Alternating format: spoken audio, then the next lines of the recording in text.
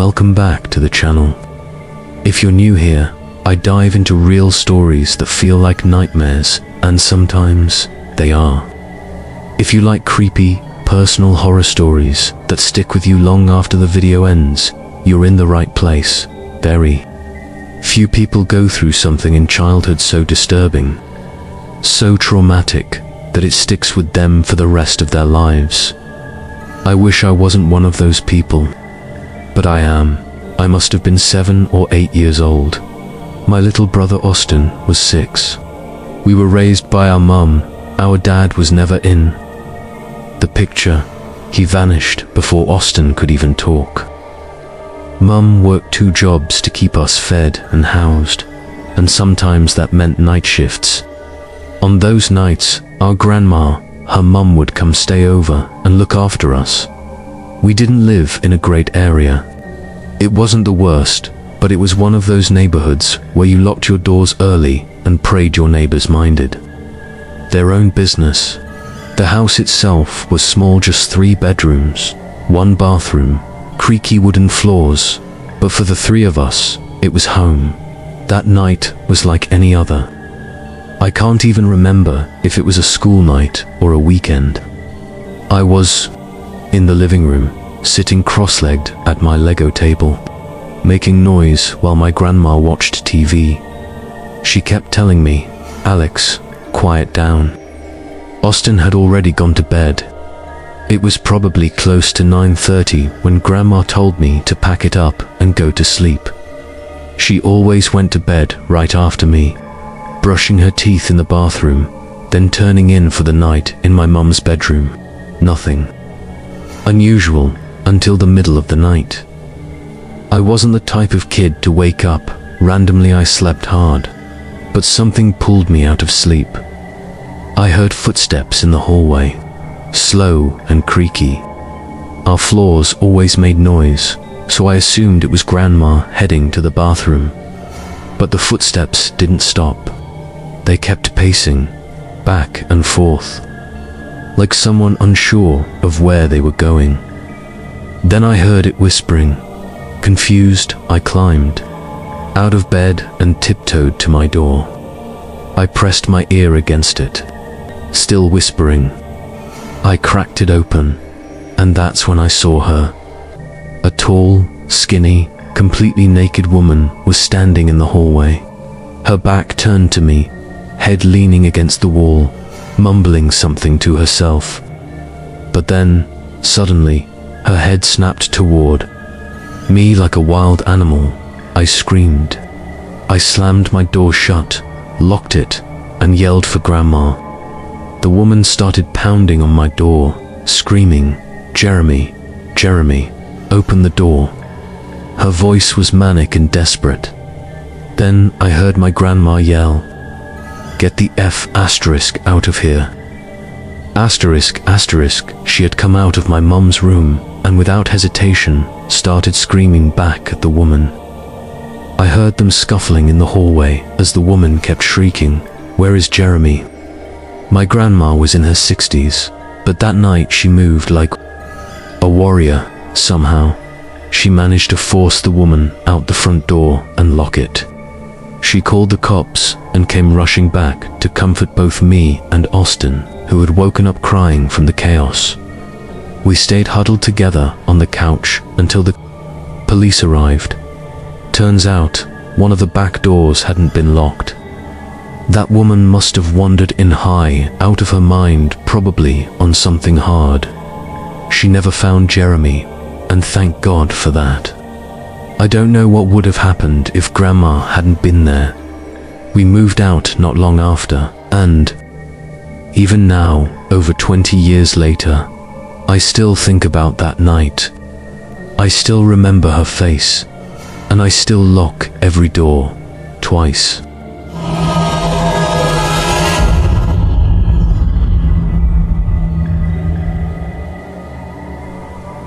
Let me give you some context before the story begins. When I was 19 years old, I lived a pretty average life. I had just graduated high school the year before and was still figuring out my place in the world. One thing I always enjoyed, probably a little too much, was anything horror related. Whether it was terrifying movies, creepy video games, haunted houses, or spontaneous jump scares, I loved all of it. I rarely got scared. In fact, I wore it like a badge of honor. It helped me stand out, especially with girls who found that kind of bravado appealing. I genuinely believed my fearlessness was like a superpower. My close friend Megan used to talk about this bizarre phenomenon she suffered from, called sleep paralysis. She experienced vivid, sometimes nightmarish episodes that blurred the line between dreams and reality. According to her, external stimuli, things like sounds, temperature, or even emotional stress, could shape her dreams into something either wondrous or horrifying. She often found herself trapped in her own mind, unable to move while shadowy figures loomed over her. Being a light sleeper myself, I shrugged it off. I figured it would never happen to me, and I honestly didn't give her warnings much weight. One night, Megan texted me in a panic, begging me to come over. She said she had just experienced another one of her episodes. Concerned, I made the short drive over to her place. But when I got there, she appeared to be asleep again, peaceful. Even assuming the worst had passed, I sat quietly on the stool near her vanity by the window and started playing a game on my phone. Half an hour passed, and I figured it was safe to leave. As long as I let her know I stopped by. Just as I stood to leave, Megan suddenly jolted awake with a muffled scream. It wasn't a typical scream, it sounded choked, strained, as if she couldn't fully control her own voice. Her eyes were wide, unblinking, and glassy. I rushed to her bedside, asking if she was okay, but she didn't respond. Her body started shaking uncontrollably. I tried to hold her, to calm her, assuming this was just another one of her infamous paralysis episodes. About 30 seconds later, her tremors stopped, and she regained control. She looked shaken, but nodded that she was okay. I headed home, thinking the worst was over, but the nightmare had just begun. Not even 10 minutes after I got home, Megan texted me, "The hallucinations won't stop." I asked her what she meant, but got no reply. Half an hour went by with radio silence, so I drove back to her place. When I arrived, I was stunned to see flashing red and blue lights, reflecting off her porch and the street signs nearby. I sprinted to her front door, heart pounding. Outside, Megan was speaking to a police officer. When I approached, she and the officer pulled me aside to tell me something that still sends shivers down my spine. Apparently, Megan had never been asleep when I arrived. She had been pretending. Moments before I showed up, she noticed a tall, wiry homeless man hiding inside her bedroom closet, clutching a large kitchen knife. She panicked, but instead of reacting and risking escalating things, she laid down and texted me to come over, hoping my arrival would deter him. And it worked. My presence unknowingly spooked the man into staying hidden. After I left, she immediately called 911, and the police arrived just in time to apprehend him that night. I unknowingly saved her life. Fast forward 10 years. I had moved out of my mum's house and into a 3-bedroom apartment in South Chicago, near the University of Illinois. I shared the place with 2 roommates, Mike, a close friend, and Tom, a friend of Mike's I'd only just met. Things were normal at first. One night, about a month into living there, I met up with some buddies for drinks. By 1 a.m., I was tipsy and grabbed a cab back home. Tom wasn't home, his door was open, meaning he was likely at his girlfriend's. Mike's door was closed, the glow of his TV showing through the bottom crack. I went to my room and started winding down. Then the doorbell rang. At first, I ignored it. Then it rang again and again, assuming Mike had fallen asleep waiting for a late night. We'd customer he occasionally dealt and was notorious for passing out high. Went to the intercom and asked who it was. "It's Emma, I'm here to see Mike," a young woman's voice said. I went downstairs and saw a blonde college-aged girl through the glass door. She looked normal cute, with glasses and a casual outfit. Harmless. "Hi, I'm here to see Mike," she repeated when I cracked the door. I nodded and told her to follow me up. But when I turned to go upstairs, I noticed she didn't move. Instead, she held the door open and looked off to the side like she was waiting for someone. That's when my gut dropped. I kept walking, slowly, then faster. Suddenly, I heard the door swing open. Heavy footsteps thundered up behind me.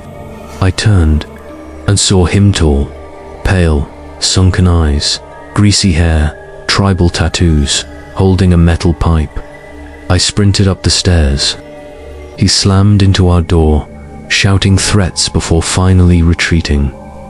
Apparently, Mike had buzzed her up thinking she was a friend of mine. She'd told him she was looking for someone named Tim, and quickly left when he acted confused. We believe they came earlier in the day but failed to prop the building door open. This was their second attempt. We both got lucky that night. The police couldn't do much, but I'll never forget it. Twice now in my life, fear saved someone else and maybe myself.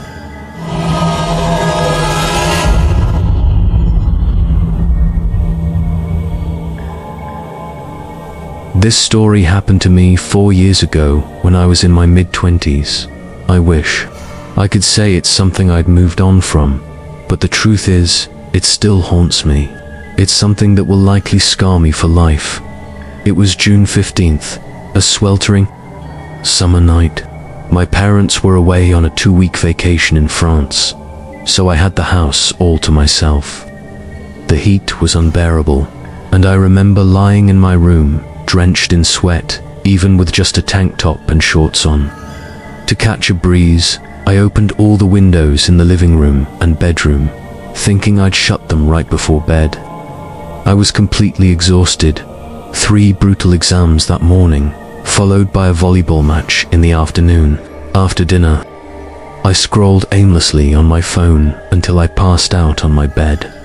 Around 3 a.m., I woke up to the sound of banging shutters and the chill of a cold breeze sweeping across my face. A storm was rolling in fast. My room was dark, and the power was clearly out.